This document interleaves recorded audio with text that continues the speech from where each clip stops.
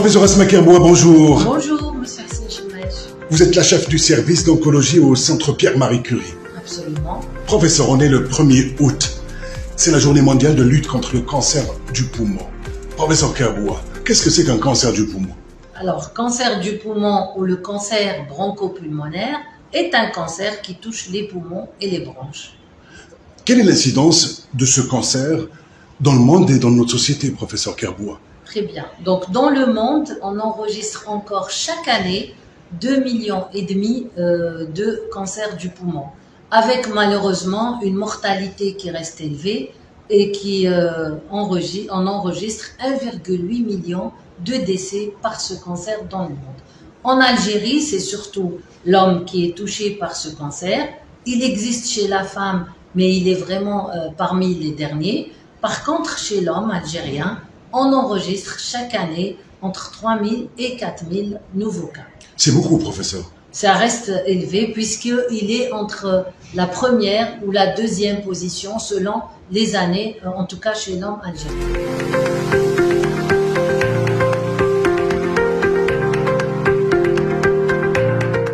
Vous dites qu'il touche la femme, mais il n'est pas fréquent chez la femme. Il n'est pas aussi fréquent que chez l'homme. Tout à fait. D'accord. Professeur, comment il se manifeste? Quels sont les symptômes de ce cancer? Alors, il y a deux choses qu'il faut savoir. Ce cancer peut survenir chez les non-fumeurs, mais dans la majorité des cas, c'est des sujets tabagiques ou fumeurs. Donc, le matin, ils toussent et cette toux qui d'habitude disparaît au bout de quelques heures va persister et devient gênante. Il y a aussi l'essoufflement, il y a aussi des douleurs thoraciques et parfois, c'est des infections à répétition qui reviennent et qui ne veulent pas disparaître.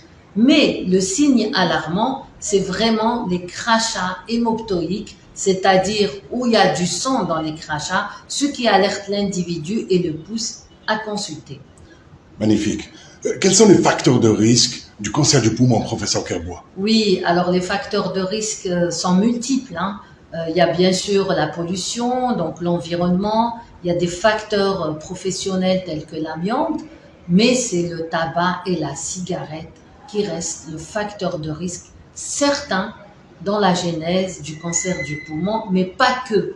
Mais puisqu'aujourd'hui on est le 1er août et qu'on parle de ce cancer dans le monde, donc c'est certain que la cigarette est un facteur de risque. Il y a plusieurs formes de tabagisme aujourd'hui, professeur. Il y a la cigarette électronique, il y a la chicha. Oui. C'est aussi nocif que la cigarette, professeur. C'est important, vous avez raison de soulever ça, c'est important de savoir que pourquoi la cigarette est cancérigène, parce qu'elle contient entre 4000 et 7000 substances, dont la majorité sont cancérigènes. Ce n'est pas la nicotine qui est cancérigène. La nicotine est addictive. Et donc, c'est elle qui fait que le fumeur n'arrive pas à s'arrêter de fumer. Par contre, les autres substances telles que le monoxyde sont cancérigènes. Mais quelle que soit la forme de tabagisme, que ce soit la cigarette ou la chicha, ça reste, et même les light, c'est un leurre. Donc, c'est le même facteur de risque. Quant à la cigarette électronique, on rajoute des substances et donc ces substances, on n'a pas assez de recul, on ne sait pas qu'est-ce qu'elles peuvent entraîner. En tout cas, elles restent carcinogènes.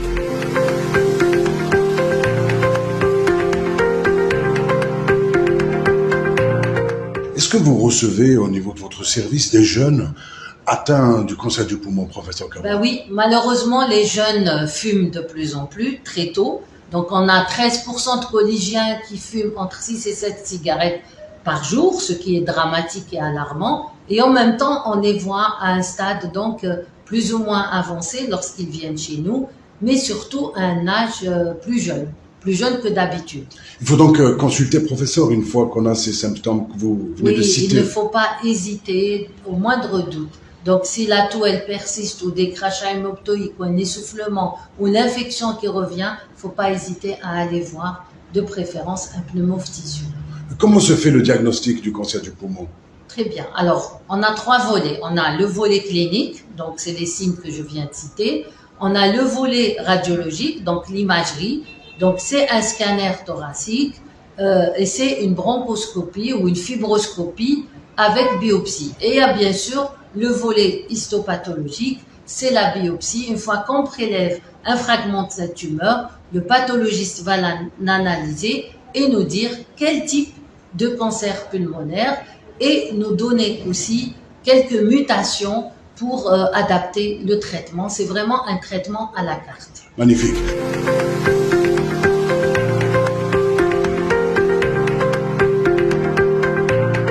Professeur Kerboua, est-ce qu'il y a aujourd'hui de nouvelles thérapeutiques, de nouveaux traitements pour le cancer du poumon? Bien sûr, le cancer du poumon a été un des premiers cancers dans lequel on a essayé l'immunothérapie. Donc, nous disposons de 2 molécules d'immunothérapie, la thérapie ciblée pour les cancers du poumon qui ont des mutations, et il reste la chimiothérapie. Et bien sûr, il faut savoir qu'actuellement, nous avons de nouvelles thérapies qui sont en cours d'enregistrement. Magnifique. Professeur, la médecine avance. J'ai entendu parler d'un vaccin pour le traitement pour en fait le cancer du poumon. Très bien, Monsieur Hassan Chemaj. Il ne s'agit pas d'un vaccin préventif. Donc, on ne va pas prévenir le cancer du poumon, mais c'est un vaccin thérapeutique qui est... C'est-à-dire il traite. Il traite. C'est un nouveau concept. Il traite. Ce n'est pas de la thérapie ciblée, ni de la chimio, ni de l'immuno, mais c'est un vaccin thérapeutique.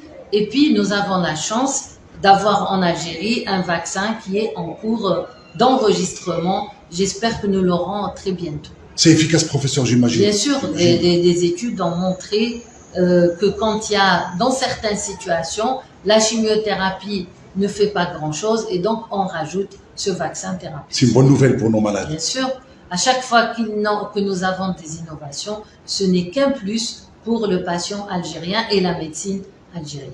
Magnifique. Professeur, un dernier mot?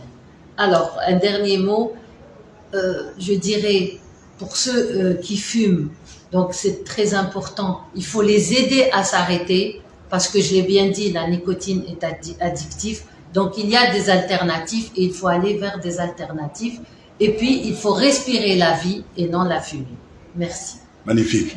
Professeur Asma Kerboua, je rappelle que vous êtes la chef du service d'oncologie au Centre Pierre-Marie Curie. Merci d'avoir répondu à nos questions. C'est moi. Au revoir.